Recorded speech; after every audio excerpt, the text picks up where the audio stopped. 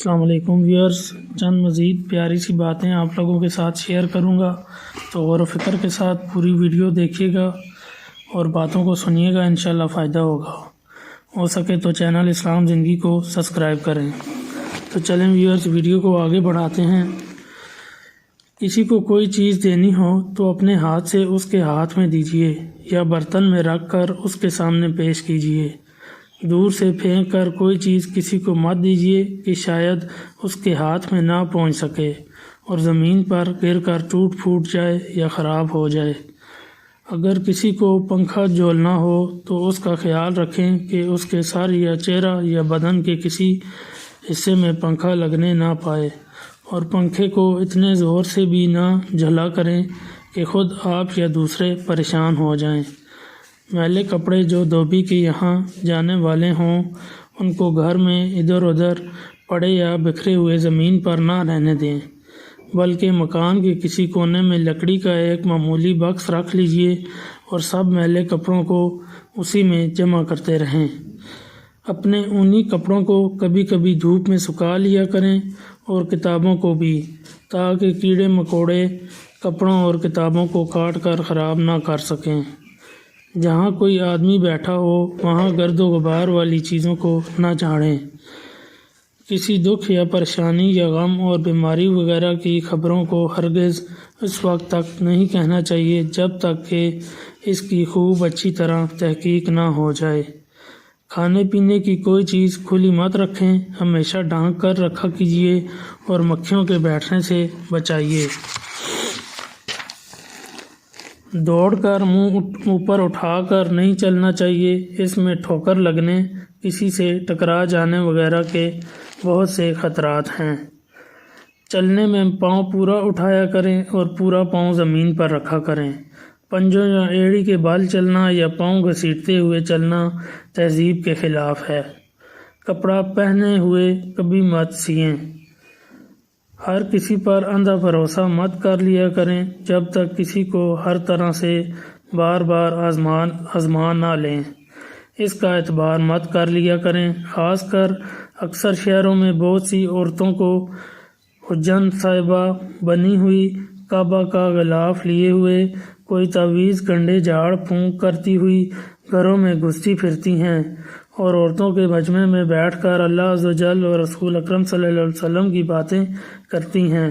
خبردار خبردار، ان عورتوں کو ہرگز گھروں میں آنے ہی مت دیجیے، دروازے ہی سے واپس کر دیجیے۔ ایسی عورتوں نے بہت سے گھروں کا صفایا کر ڈالا ہے۔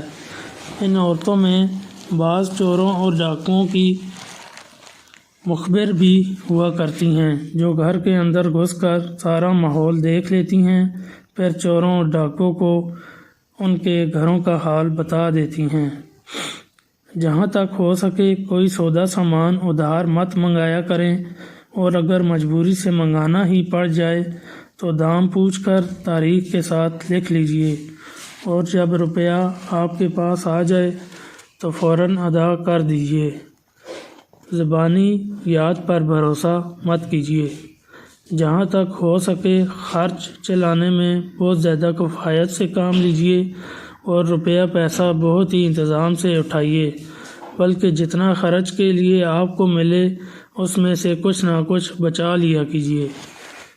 جو عورتیں بہت سے گھروں میں آیا جایا کرتی ہیں، جیسے دھوبن، کام والیاں وغیرہ، ان کے سامنے ہرگز اپنے گھر کے اختلاف اور جھگڑوں کو مت بیان کریں، کیونکہ اکثر ایسی عورتیں گھروں کی باتیں 10 گھروں میں کہتی پھرتی ہیں۔ کوئی شخص تمہارے دروازے پر آ کر آپ کے گھر کے کسی فرد کا دوست یا رشتہ دار ہونا ظاہر کرے تو ہرگز اس کو اپنے مکان کے اندر مت بلائیے، نہ اس کا کوئی سامان اپنے گھر میں رکھیے، نہ اپنا کوئی قیمتی سامان اس کے سپرد کیجیے۔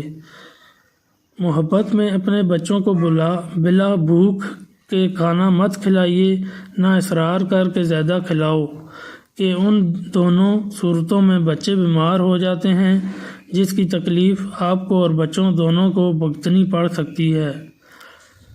بچوں کے سردی گرمی کے کپڑوں کا خاص طور پر دھیان لازمی ہے۔ بچے سردی گرمی لگنے سے بیمار ہو جایا کرتے ہیں۔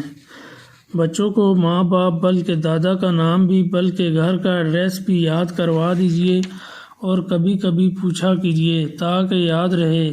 اس میں یہ فائدہ ہے کہ اگر خدا نخواستہ بچہ کھو جائے اور کوئی اس سے پوچھے کہ تیرے باپ کا کیا نام ہے، تیرے ماں باپ کون ہیں، تمہارا گھر کہاں ہے، تو اگر بچہ کو نام و پتہ وغیرہ یاد ہوگے تو بتا دے گا، پھر کوئی نہ کوئی اس کو آپ کے پاس پہنچا دے گا۔ آپ کو بلا کر بچہ آپ کے سپرد کر دے گا۔ اور اگر بچے کو ماں باپ کا نام یا پتہ یاد نہ رہا تو بچہ یہی کہے گا کہ میں ابا یا اماں کا بچہ ہوں، کچھ خبر نہیں کہ کون ابا کون اماں۔ تو ویئرز، امید ہے کہ آپ لوگوں کو یہ باتیں اچھی لگی ہوں گی۔ مزید ایسی ویڈیوز دیکھنے کے لیے اور ایسی باتیں جاننے کے لیے چینل اسلام زندگی کو سبسکرائب کریں۔ اپنا خیال رکھے گا۔ اللہ حافظ۔ السلام علیکم ویئرز، چند مزید پیاری سی باتیں آپ لوگوں کے ساتھ شیئر کروں گا، تو غور و